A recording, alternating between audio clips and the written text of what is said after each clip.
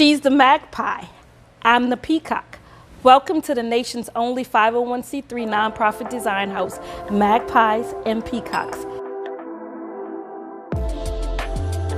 Folklore has it that magpie, which is basically like a big black and white crow, collects shiny objects. For me, it was like seeing beauty in things that were trash and turning it into something that was so meaningful.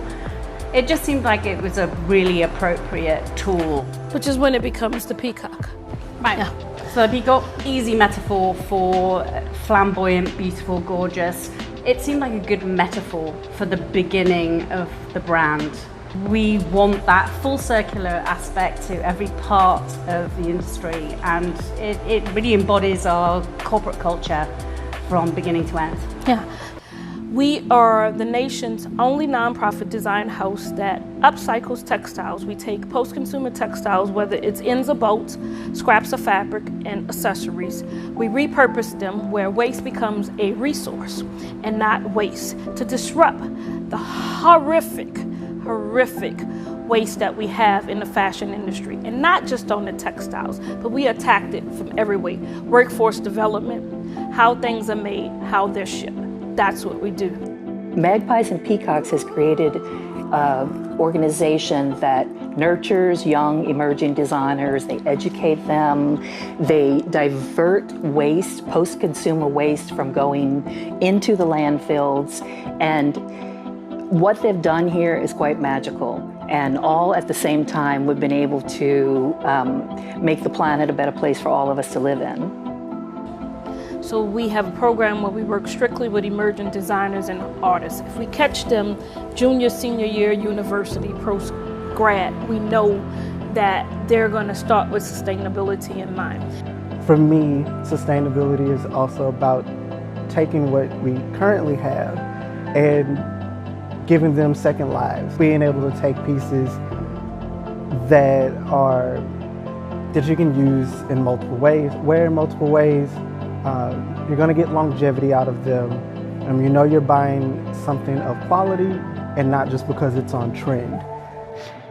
At this moment, I think sustainability in fashion means many things. Right now, a lot of consumers are asking big brands and small brands also to think about the way they go forward in their businesses. And big companies often get scared of that. And what can we do and how much can we do because we aren't sustainable?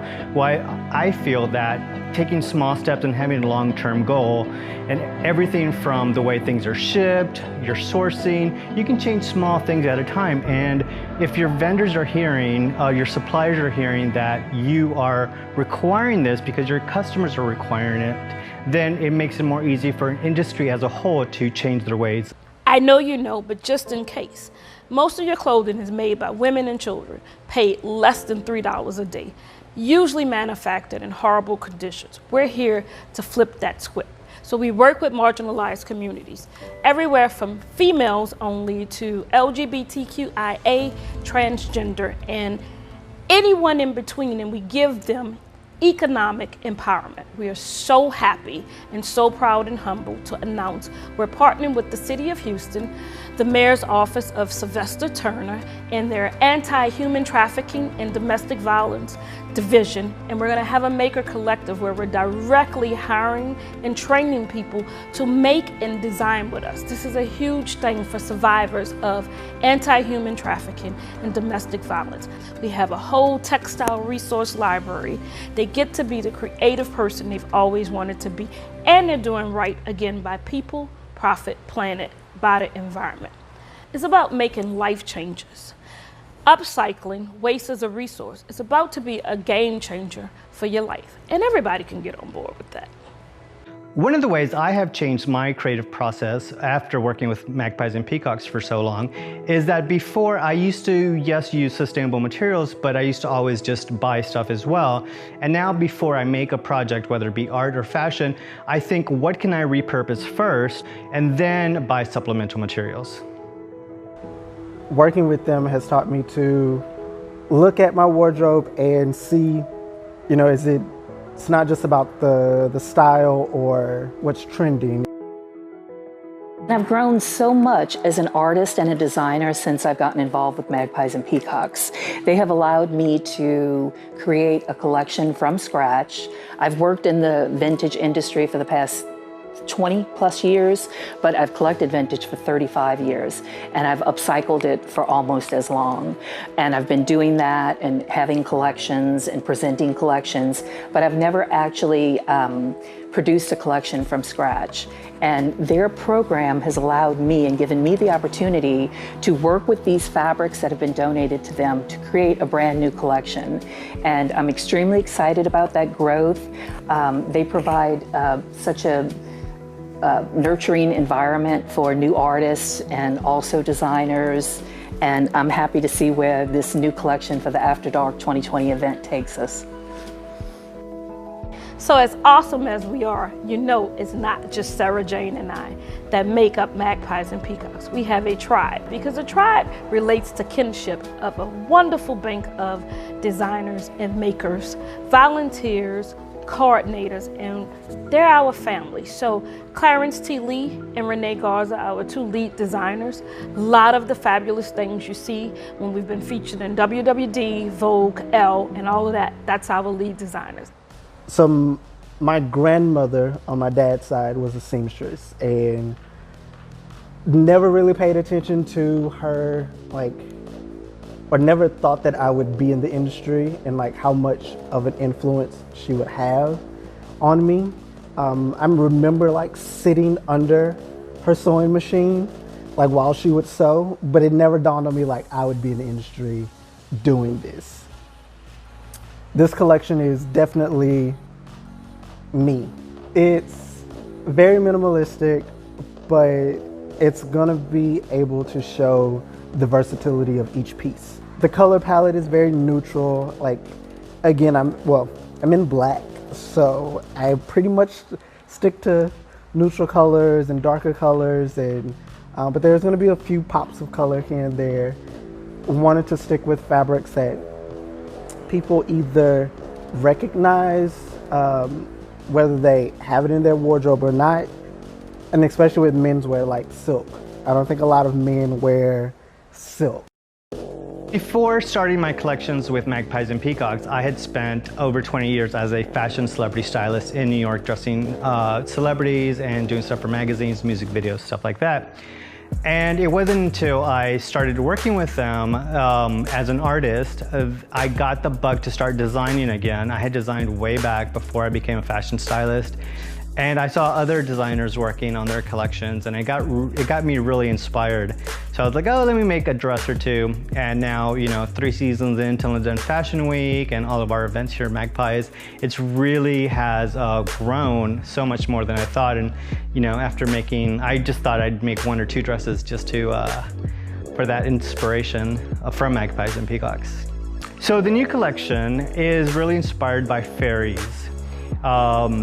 We have gotten a lot of donations here at Magpies and Peacocks of materials from interior designers, just regular clothes from people, also brands that have unused stock or things that don't sell, they get donated to us. So I've taken some of that and created a line of airy, whimsical, and a little avant-garde are some of the words I would use to describe it. So just gotta wait and see what it's all about.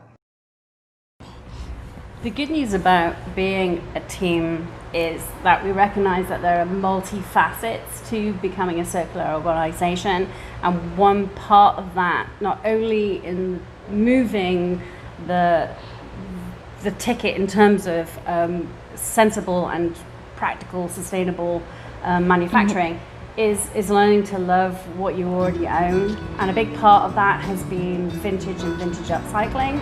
And so we're really excited to have a major part of our team being Dawn Bell. This collection that I'm working on with Magpies and Peacocks is inspired by our climate today, and it runs parallels between the 1960s, because I'm starting with a vintage base, and a lot of the clothes that I've worked with are from the 60s. And the 60s was a decade where everything changed. There was so much upheaval and civil unrest and movements going on. And I find that today, in 2020, we're kind of mirroring all those things all these years later.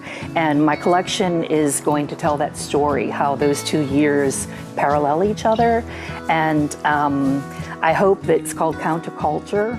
And I hope that people will be able to see all of the colors that I've chosen, or working with like what the nation needs right now, what we as people need. It's a very happy collection, although it's very political, I think, as well.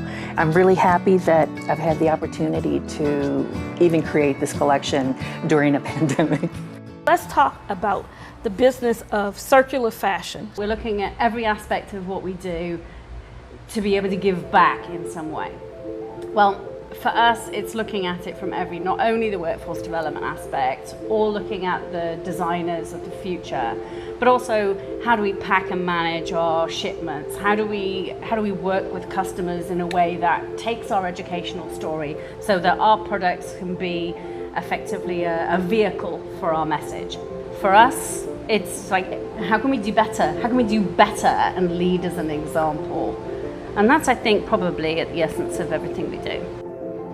Something a lot of people don't realize when they look at Magpies and Peacocks and our work in WWD, London Fashion Week, all this really extraordinary stuff internationally, that we are a local nonprofit 501c3. So we really rely on donations, and not just monetary, but also of textiles, fabrics, clothing.